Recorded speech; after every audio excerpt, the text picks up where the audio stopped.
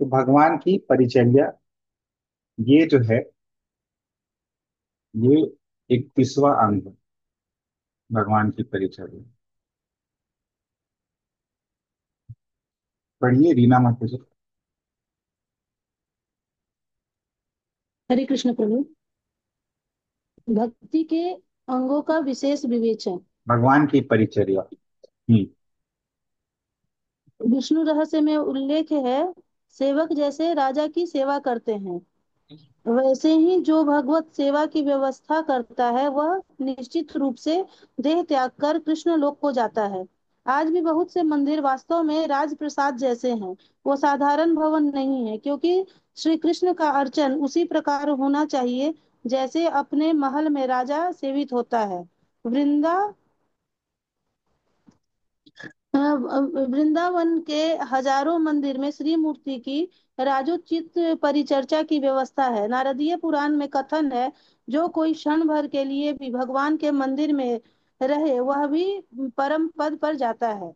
निष्कर्ष रूप कहा जा सकता है कि समाज के धनाढ़ सदस्यों को सुंदर मंदिरों का निर्माण करके विष्णु के अर्चन की व्यवस्था करनी चाहिए, जिससे लोग वहां आकृष्ट हों और इस प्रकार उन्हें कृष्ण श्री मूर्ति के सामने नाचने तथा भगवान नाम के श्रवण कीर्तन का अवसर मिले।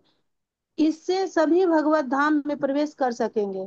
पूर्णतः कृष्ण भावना भावित होकर निरंतर भगवत सेवा के परायण भक्तों का कहना ही क्या, विष्णु मंदिर में जाने से तो साधारण मनुष्यों को भी परम लाभ सुलभ हो जाएगा।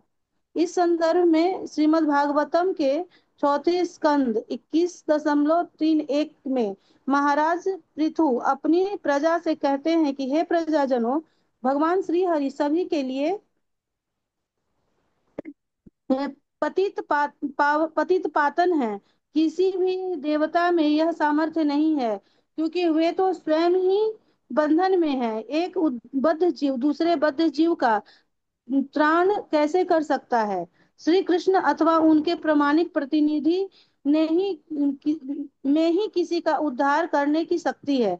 श्री विष्णु के पैर के अंगूठे से निकली गंगा पृथ्वी आदि लोकों में प्रवाहित होती हुई सारे पापात्मा बद्ध जीवों का त्राण कर रही है। फिर भी निरंतर भगवत भगवत सेवा परायण रहने वाले के संबंध में क्या कहना है? जन्म जन्मांतरों के संचित पापों के होते हुए भी उनकी मुक्ति निश्चित है। भाव यह है कि जो श्री मूर्ति की अर्चना करता है, उसके करोड़ों जन्मों से संचित पाप नष्ट हो जाते हैं। अर्चन पद्धति का विवरण दिया जा चुका है। साधक को इस विधि विधानों का गंभीरता से पालन करना चाहिए। हरे कृष्ण। हरे कृष्ण। तो ये परिचर्या का क्या मतलब बतलाते हैं प्रभुपाद? भक्ति रसामृत सिंधु ग्रंथ से परिचर्या की परिभाषा रूप गोस्वामी बतला रहे हैं। परिचर्या तु सेवोप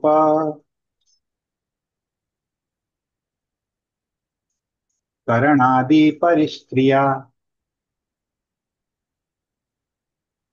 तथा प्रकीर्णा तच्छत्र वादित्राद्यैरुपासना जा रहा है। तो श्लोक में कहा जा रहा है कि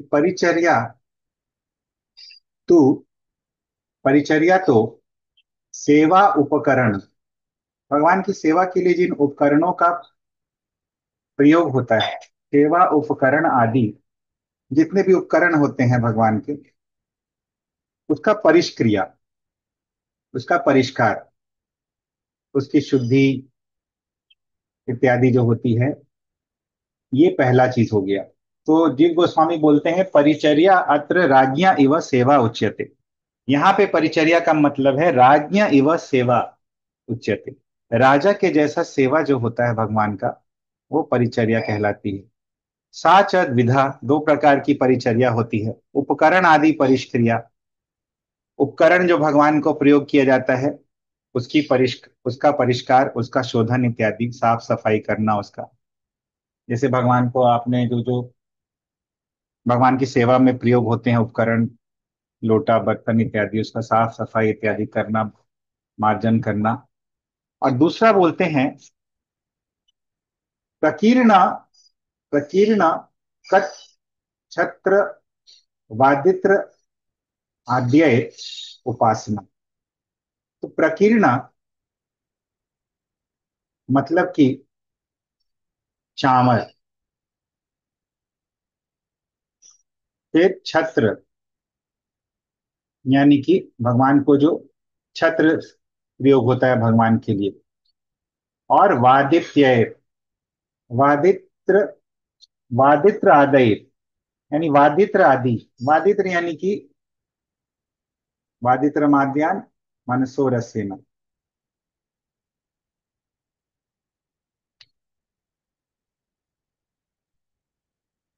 वाद्य, वाद्य यंत्र इत्यादि जो है उसके द्वारा उपासना। तो प्रकीर्ण मतलब चावर, छत्र यानी कि छाता जो होता है भगवान का, और वादित्र यानी वाद्य यंत्र। तो दो प्रकार की परिचर्या होती है। मुहूर्तम वा मुहूर्तार्धम यस्तिष्ठेद्धरि मंदिरे स याति परमं स्थानम किमु शुश्रूषणे रतः।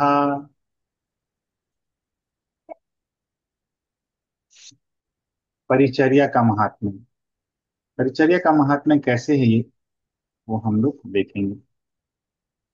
तो बोलते हैं मुहूर्तम व मुहूर्त अर्धम, मुहूर्त अथवा एक मुहूर्त के लिए अथवा आधे मुहूर्त के लिए। एक मुहूर्त बोलते हैं 48 मिनट को, 48 मिनट के लिए या 24 मिनट के लिए। यह हरि मंदिरे तिष्ठेत, जो हरि मंदिर में रहता है, भगवान के मंदिर में अगर कोई थोड़ी देर के लिए आ गया, कहने का मतलब है थोड़ी देर के लिए आके वहां पे रुक गया, सह वह व्यक्ति जो है परमम स्थानम याति, परम स्थान चला जाता है, भगवान के धाम चला जाता है। किमु शुश्रूषणे रता, किमु, जब किमु ऐसा शब्द आता है इसको कैमुत न्याय बोलते हैं, कि जब एक आध मुहूर्त के लिए भी कोई यदि हरि मंदिर में आके भगवान के परम स्थान चला जाता है तो उनकी बात क्या की जाए, जो कि शुश्रूषा में रत रहते हैं भगवान के। तो यहाँ पे शुश्रूषा में रत रहते हैं, उसका मतलब है परिचर्या करते हैं। तो जब एकाध मुहूर्त के लिए मंदिर में आने वाला व्यक्ति भी भगवत धाम चला जाता है, परम पद को प्राप्त करता है, तो उन व्यक्तियों की बात ही क्या की जाए जो कि परिचर्या करते हैं, भगवान की शुश्रूषा करते हैं, सेवा कार्य करते रहते हैं। तो इस तरह से समझाया जा रहा है महात्मा। तो कैमुत न्याय मतलब जब ऐसा ये हो जाता है, जब छोटी चीज से ये हो जाती है तो बड़े चीज की बात ही क्या। जैसे बात ही क्या जब बोलते हैं उसको कैमुत न्याय बोलते हैं, कि मुतब। फिर हम लोग चतुर्थ स्कंद का ये श्लोक जो है वो देखेंगे।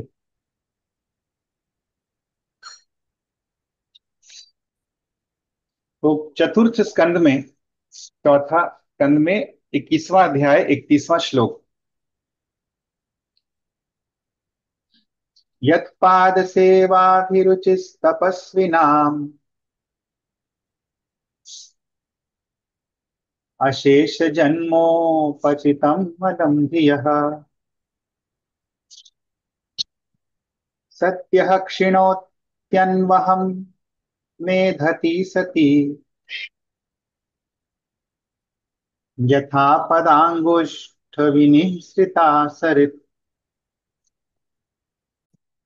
यहाँ पे बतलाया जा रहा है कि कि यथा पद अंगुष्ठ, अंगुष्ठ यानी अंगूठा, जिस प्रकार पैर का अंगूठा जो भगवान का था, उस पैर के अंगूठे से विनिसृता, विशेष रूप से निसृत यानी कि निकलती हुई, सरित यानी कि नदी, जल, जिस प्रकार भगवान के पैर के अंगूठे से निकलता हुआ जल, जिसको हम लोग गंगा जी के नाम से जानते हैं, हमने वामन देव के प्रसंग में अभी देखा भी, या देखेंगे, या देख चुके हैं, हाँ राइट। तो जिस प्रकार ये जो गंगा जल है, ये क्या करती है, ये सद्यः यानी तुरंत ही, सद्यः धियः मलम शिनोति, तुरंत ही ये मन के मल को धो देती है।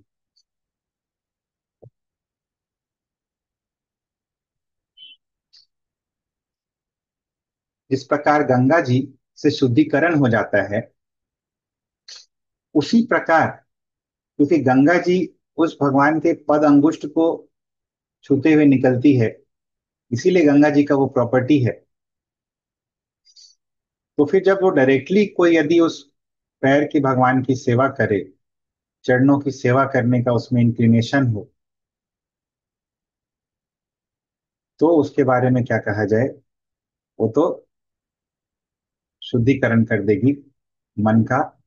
कई जन्म जन्मांतरों से जो मल जमा हुआ है, उसका शुद्धिकरण कर देगी।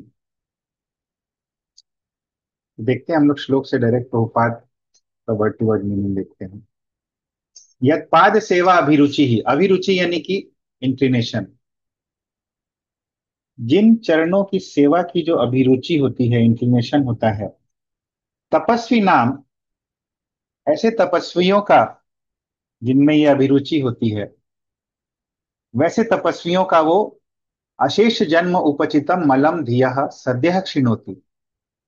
अशेष जन्म उपचितम, अनेक जन्म जन्मांतरों से जो जमा हुआ है गंदगी उनके मन में, उनके मन की गंदगी को सद्यः क्षिणोति, तुरंत ही नष्ट कर देती है।